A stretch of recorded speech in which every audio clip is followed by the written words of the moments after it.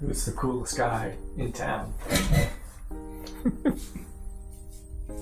Okay, so this is a digital helmet, believe it or not. If you can, sorry, this kind of got the camera reversed here. SL, it's shining. What I thought was cool, let me show the box. I thought this was kind of cool just because of, I don't road ride as much over the last few years since I am a track racer, but it was good timing because of the high occurrences of bicycle and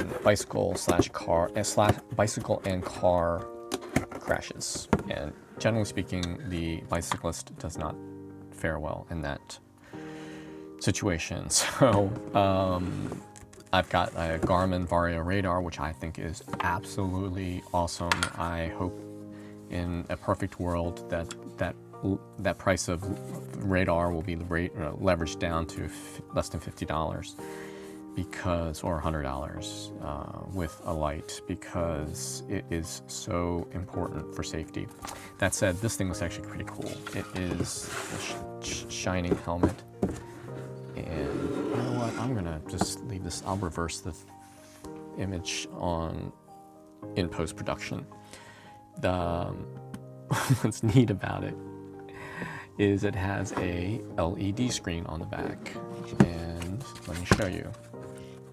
And if you've ever ridden on the road and wished you could send people messages,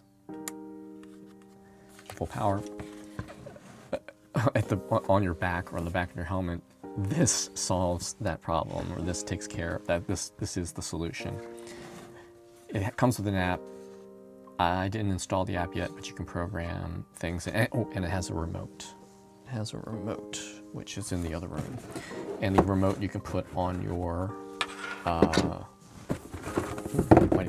the remote you can actually put on your helmet, and it's very similar to the remote that comes on the Magic Shine light, which is another awesome product. Yeah, it actually comes with this bag. And in the bag are the accessories. And so you get this nice little remote with a rubber band mount, and you can put in turn signals, you can put in you're stopping. Yep, there's a stop button on it. USB-C charging. One problem is, and why it's probably going to go back, is I just don't like the way it fits. And as one reviewer on Amazon, and I got this on Amazon, as one reviewer on Amazon pointed out, it doesn't seem like it's the safest helmet. Shockingly, the weight of it is incredibly light. For having a display on here, it's very, very light. And I like to use Giro helmets.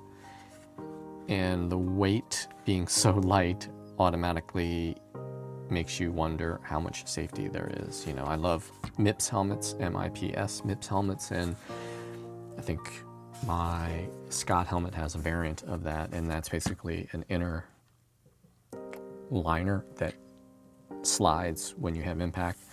So here's the rub. It's a cool helmet in as far as having this display. It's gimmicky. And it does give you a little bit level of security, because if you're driving behind this, you're gonna see it because it's just in your face. And if you have a tail light also.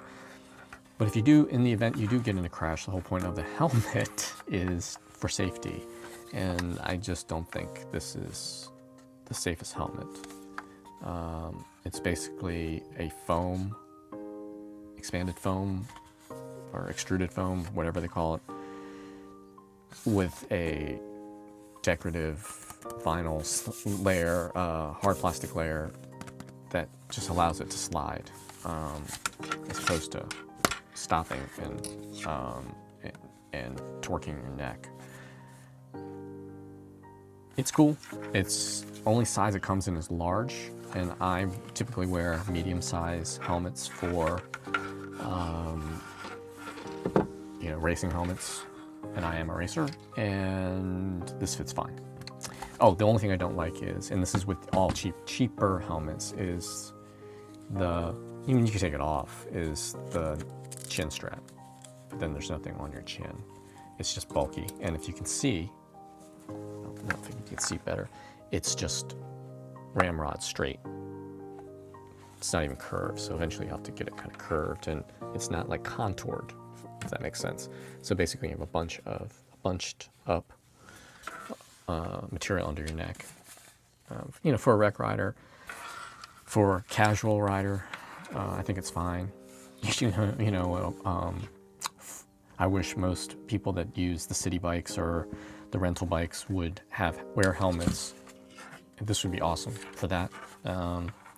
But you can't even get people to wear a helmet riding those and the scooters. So it's a moot point of having them use a helmet, period, let alone one with a fancy display on the back.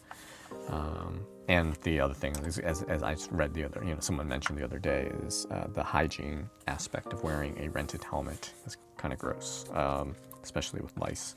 Oh, and just,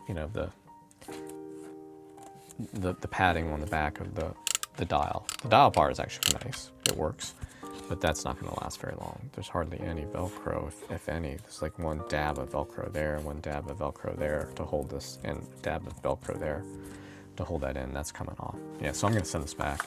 Kind of neat idea.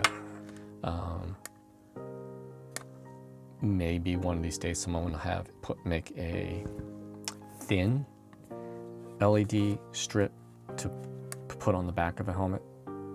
This is, again, not very heavy. And I tested the light on. I went to, charged it up and just had dinner and then worked out and left it running, and they ran for several hours and hardly put a dent in the battery. And if you can see, it's like curved. So the battery cell's probably all of like that, since this thing's curved. It's not very big and it's not very deep. It's kind of amazing, frankly, that this is on here. If you really wanted to, you could probably rip this off and rig it up for another helmet, but it seems like a lot of work. Great idea. I think it's very cool. I think it's going to go back because I'll never use it, and it should go to another home. Thanks for watching.